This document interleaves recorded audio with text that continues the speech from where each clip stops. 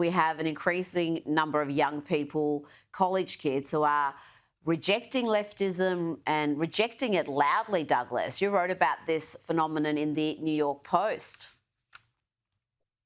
Yes, that's right, Rita. There was an event in Mississippi just last week, organized by Turning Point USA, and at this university, more than half the student body registered to attend the event. And there were crowds growing in the street, from queues forming from the break of day till the end of day to get into the event. It was not least, I suppose, was the draw of the Vice President J.D. Vance, but actually it's something that Charlie Kirk and Turning Point have tapped into. Other groups have as well, PragerU and others in the United States. They've realized that a lot of older conservatives effectively gave up on the younger generation, effectively sort of decided that, well, everyone goes through this liberal period, at least for a time, and they do it when they're young, and we'll try to speak sense to them, and they'll get it when they grow up. And Turning Point and a few other organizations have realized, actually, no, there are lots of reasons why young Americans, like young Australians, young Brits, and others, should be voting to the right and should be interested in Mm. conservative policy. And among them, of course, the most striking is the fact that many of the things in their society, in our societies, do not work for the young. And again, the left has its explanations for that. It will always say things like, well, that's because we've got to tax the wealthy more, or whatever. But there are many other arguments that can be made too, conservative arguments not just on issues that affect the socioeconomic status of young people, but also that address their urge and their desire for meaning in their lives. I'm very struck by the fact, Mm. I think you said this before, Rita, that I'm very struck by the Christian element in parts of the young American right. And it's part of what I see as being a deep hankering for real and substantial things to be back on the table again. The left has been very good at talking about not just specific things, but grandiose things. They talk in terms, as I've often said, of resentment, for instance. But there are other things that can be offered to young people as well, such as, again, something I've argued a lot over the years, such as urging them toward a position of gratitude towards the things that are good in Mm. their society, to recognize the things that do work in our countries, that make our countries great, have made our countries great, and which we can have pride in.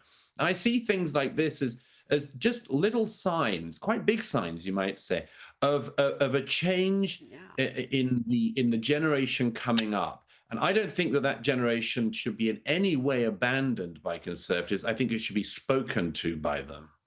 Douglas, I hope conservative politicians in Australia are listening to you, because too many on the so-called centre right here seem to think if young people vote left, then we must veer left instead of actually arguing our positions. Now, you also noted in this New York Post piece that there's been a dramatic drop in the number of young people identifying as trans. In 2022, almost 7% of undergraduate students polled in the US identified as trans. Last year, the figure was 3.6%. It seems like the social contagion is over. But here in Australia, we remain an outlier when it comes to trans madness. And here's another example. Parents of kindergarten-aged children in Queensland are being asked if they want they-them pronouns for their 4-year-olds. Douglas, there you go, non-binary 4-year-olds. How do parents combat this activism? No, I mean, the first thing is, of course, that you seize exactly the right term there, Rita. It's a social contagion. There may be a very tiny number of people, probably are, as I've always said, a very, very tiny number of people who genuinely suffer from gender dysphoria.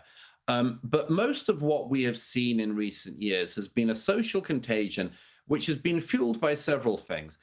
One, of course, is by the media, but more importantly, it's been the social contagion pushed where it's been deemed to be bad to be a man, to be bad to be heterosexual, Mm. to be bad to be white, And if you add all of those things together, then if you are somebody who is, I mean, it's the same. It's the same to a certain degree with women as well, but they've got sort of one little niche more on some of the social justice hierarchy, pyramid, grievance in some people's views, unless you have conservative views, obviously, in which case you're back to being a non-woman again. But just bear with me for a moment. The point is that if you actually if you deem these things to all be bad, you will encourage some people to try to find a place on the victim hierarchy pyramid. And identifying as genderqueer, non binary, and so on has been in recent years clearly one of the ways in which some young people have tried to do that. If you add on to that the fact that many of them have literally been miseducated into believing that, for instance, sex is a spectrum and we're all on a sort of, Mm. slippery slope. We can go up or down, and sometimes you're a bit male, and sometimes in the afternoon after a cup of tea you're a bit female, and that anyone cares. That's the other thing, and that not just anyone cares, that everybody should care. Of course, some people are going to try to tick that box.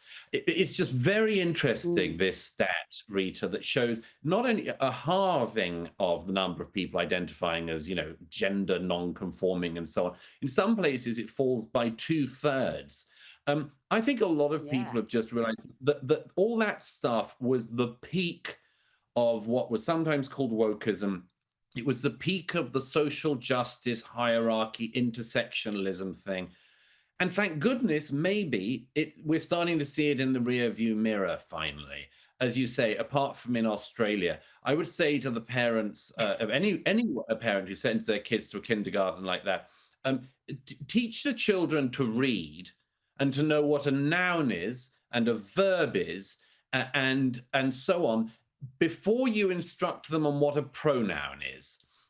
Maybe wait till they're 18 to talk about that, the gender crazy, or at some point later, but teach them reading and writing first, because those are the things that are going to be skills in their lives.